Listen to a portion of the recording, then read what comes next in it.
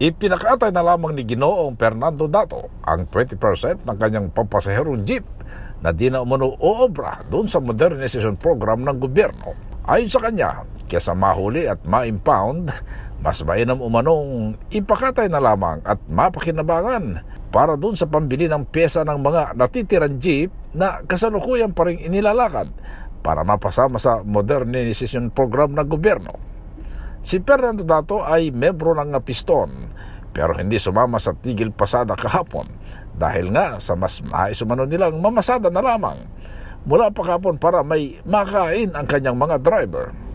Meron itong 35 na pampasaherong jeep na nakaprada lamang sa kaban ng Mabini Street sa Caloocan na may biyaheng 100 Divisoria.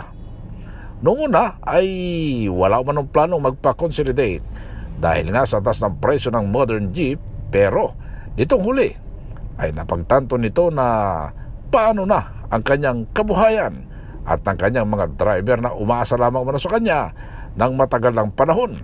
Bagamat sugal sa kanya ang pagsang-ayon nito na ipakonsolidate ang nasa 80% nitong jeep, ay wala umano siyang magawa basta magtutuloy-tuloy lamang ang kanyang kabuhayan. Para sa MBC TV Network News, ako si Edwin Duque.